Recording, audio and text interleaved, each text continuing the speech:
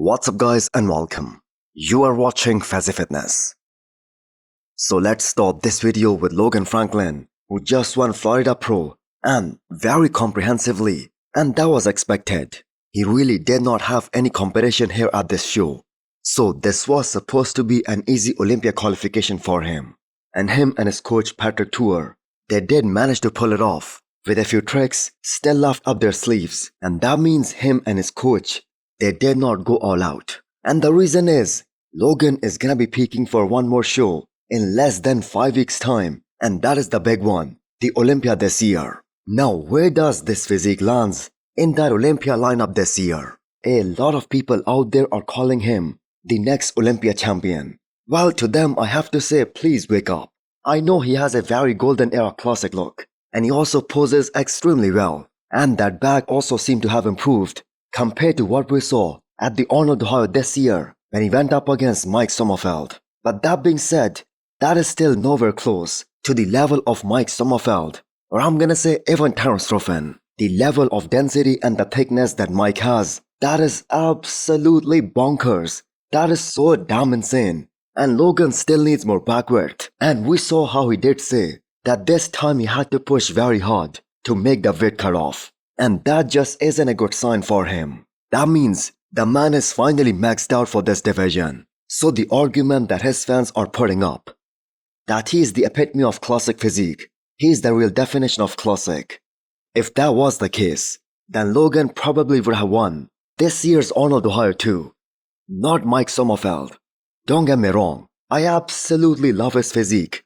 He has amazing aesthetics, but the judges have made it very clear that the size, shape, and most importantly, the overall muscularity is one of the most important criterias while judging classic physique too. And again, I'm not trying to hate on Logan, but if we just take a look at his rear lat spread from his routine at this show, not only does he lack the back width compared to a guy like Mike, Terence, or even Ramon, he also wasn't able to open up fully in that one shot. And I know that shot, that isn't a mandatory, but still. Now he surely is gonna be somewhere in that top 6 to top 10 range at the Olympia this year. But unless he stands next to some of these veterans in that first call out, it is kind of too difficult to say that he's a top 3 Olympian yet. That being said, that was one hell of a conditioning, probably one of the best out there in that entire classic physique division. Before you scroll or blink too hard, have you subscribed yet? Please don't make me bring out the emotional blackmail. Hit that subscribe button and turn on the bell icon. It's free, it's painless, and that makes me look way cooler than I actually am.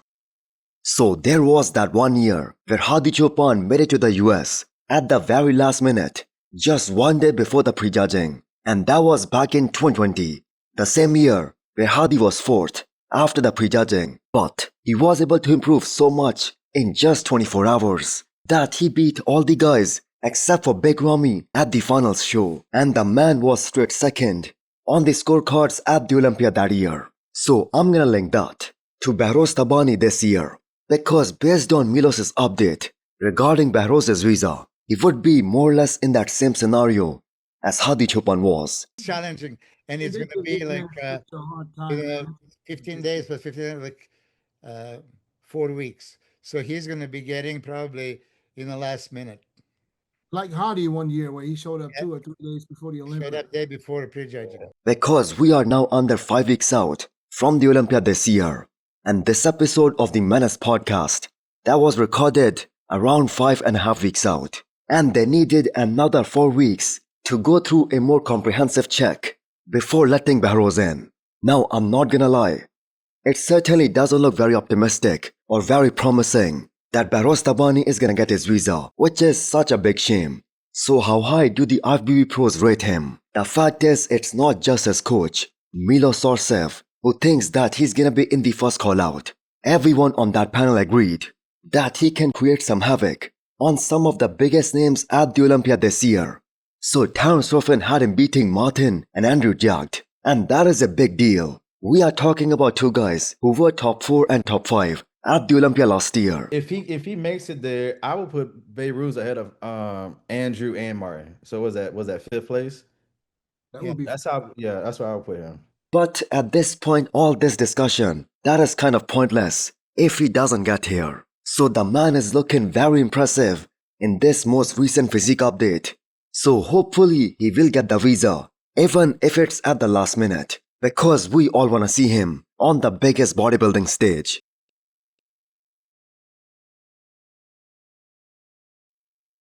So Terence Ruffin posted another fiery physique update on the road to this year's Mr. Olympia. So he knows he has to bring his absolute best to this year's Olympia stage in order to win that classic physique Olympia title. And you cannot help but notice that the major gains that he was able to make in just a few months after this year's New York Pro. So he decided to miss the opportunity to win a huge paycheck at this year's Dubai Pro Show. And that was to focus on the improvements for the Olympia this year.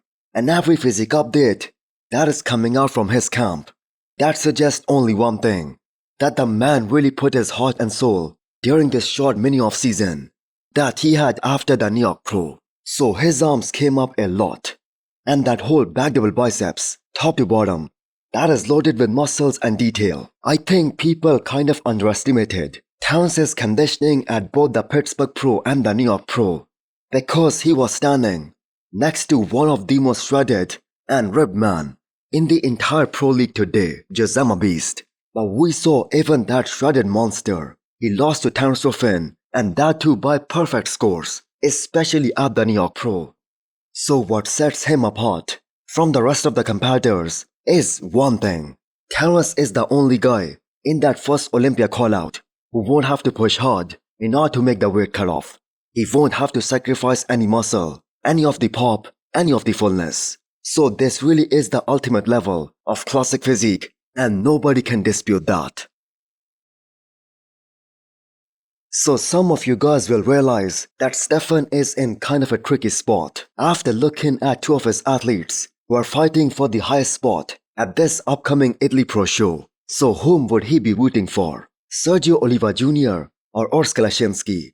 I guess the answer has to be Urs, as a lot of you guys may not know this, that before all these guys from the men's open class, they all jumped on the bandwagon of hiring Stefan as their coach. Urs was already working with Stefan for all these years since the beginning of his pro career, and Sergio started working with Stefan about 1 year back. But this obviously isn't the first time Stefan had seen two of his guys fighting for the top spot at the same show. So two of his guys, William Bonac and Nathan Diesha, they have been competing against each other in the same shows for 2 years now. And this year we also saw William Bonac and James Hollingshead competing against each other. So the best man is gonna win or place higher.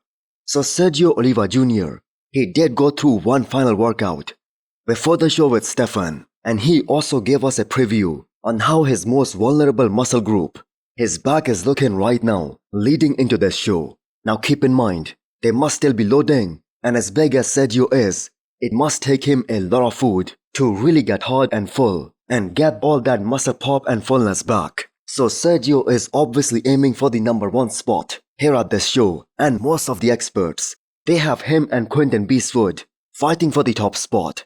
But do not forget, just a few weeks back at Tampa Pro and Texas Pro, about 99% of the people, they did not even know who Joseph Palacios is. But he came out of nowhere, and the man just shocked the entire bodybuilding world, especially at Texas Pro, where he ended up beating even Quentin.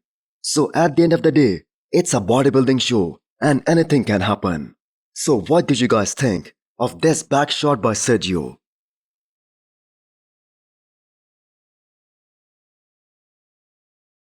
So Amir also posted less than 1 day out sneak peek from this year's Italy Pro. So he's gonna be one of the most shredded guy in this entire lineup this weekend, and is also probably the youngest IFBB Pro competing in the men's open in this show. So believe it or not, as per Amir's bio, he's younger than Urs.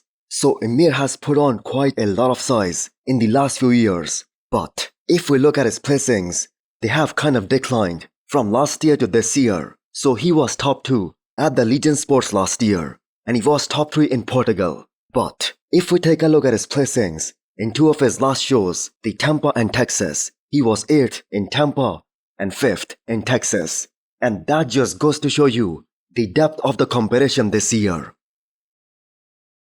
So Louis Breed also posted his 1-day out update, and the man is looking absolutely brutal and ripped to the bone. Just raw detail, hard-going eye look, a physique that is a total opposite of someone like Quentin Beastwood, who represents the beauty and aesthetics of bodybuilding.